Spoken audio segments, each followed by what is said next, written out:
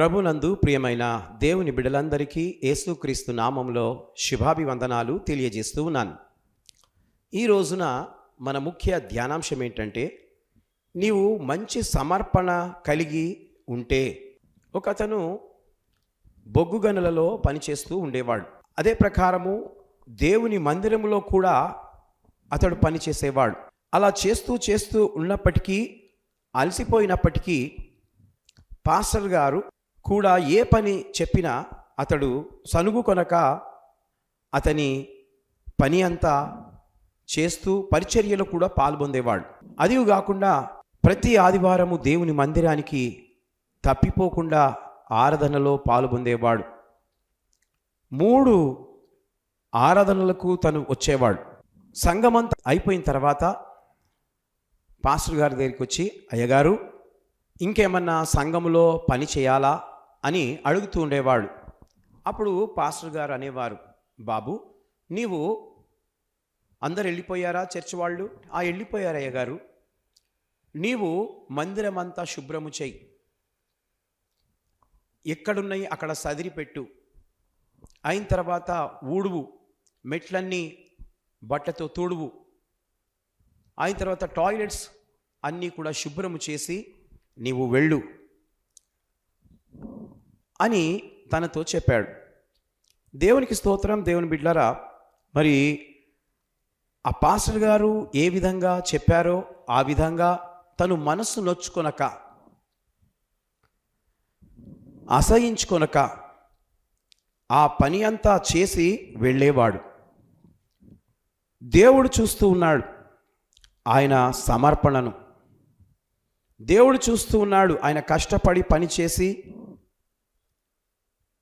అయిన తర్వాత ప్రార్థన చేసి తాను ఇంటికి వెళ్ళేవాడు. ప్రియమైనటువంటి దేవుని బిడ్డలారా, దేవుని పనిని చేసిన వారిని దేవుడు ఊరికేనే విడిచిపెట్టాడు, దానికి జీతాన్ని ఇస్తాడు. ఈ లోకంలో నీకు జీతము ఇవ్వకపోవచ్చు ఎవరు, కానీ ఎవరు చూస్తున్నారు ఆ వ్యక్తిని, పనిచేసే వ్యక్తిని మందిరంలో? దేవుడు చూస్తూ ఉన్నాడు. దేవుడు తగిన సమయమందు హెచ్చించినట్లు తన బలిష్టమైన చేతి కింద దీన మనస్కుల యుండుడి అని వాక్యము చెప్తూ ఉంది. చర్చ్లో పనిచేసే వ్యక్తులు ఎవరైతే ఉంటారో వాళ్ళను దేవుడు గమనిస్తున్నాడని తెలుసుకోవాలి. తనలో ఎలాంటి సనుగు లేదు, ఎలాంటి మనసు నొచ్చుకోవడం లేదు. తను ఎలా చేస్తున్నాడంటే దేవుని పని ప్రేమతో చేస్తూ ఉన్నాడు. మీరు కూడా ఏది చేసినా దేవునికి ఇష్టకరంగా, సేవకునికి ఇష్టకరంగా చేయాలి. మనస్సు నొప్పించే విధంగా చేస్తే ఎవరు బాధపడతారు తెలుసా? దేవుడు బాధపడతాడు. కనుక ఇక్కడ తను మరి కష్టపడి పని చేస్తూ సంఘమంతా అయిపోయిన తర్వాత ఎక్కడి క్రమంగా పెట్టి వెళ్తూ ఉండేవాడు. ఒక రోజున దేవుడు అతనికి ఒక గొప్ప కంపెనీలో ఉద్యోగం దొరికింది. ఆ ఉద్యోగం చేస్తూ ఆ కంపెనీకే తను ఓనర్గా అయిపోయే ఘనత తనకొచ్చింది. ఇదంతా కృపగల దేవుడు చేసే కార్యం. కాబట్టి నీకు అర్థం కాదు, నేను చెప్పే మాటలు జాగ్రత్తగా విని అర్థం చేసుకోవాలని కోరుతూ ఉన్నాను. అయితే ఆయన ఏం చేశాడనంటే, దేవుడు చూస్తూ అతన్ని ఆశీర్వదించాడు. అభివృద్ధి చేసే దేవుడు అతన్ని ఏం చూశాడు? అతనిలో నీ సమర్పణ బాగుండాలి అని చూశాడు,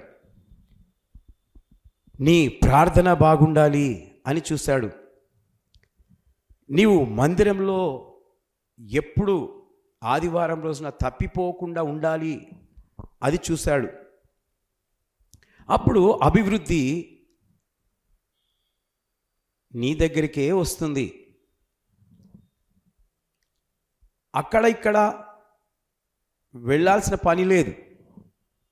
కృపగల దేవుడు అభివృద్ధిని నీ దగ్గరికే తీసుకొని వస్తాడు. హల్లెలూయా. కాబట్టి దేవునికి స్తోత్రం. దేవుని బిడ్డలారా, ఈ రోజున నీవు మంచి సమర్పణ కలిగి మందిరములో పని చేసిన వాడవుగా దానవుగా ఉంటే దేవుడు నిన్ను ఆశీర్వదిస్తాడు. కాబట్టి దేవుడు నిన్ను నీ కుటుంబాన్ని దీవించాలని ఆశీర్వదించాలని ఈ మాటలు చెప్తూ ముగిస్తున్నాను. దేవుడి మాటలు దీవించి ఆశీర్వదించునుగాక. May God bless you.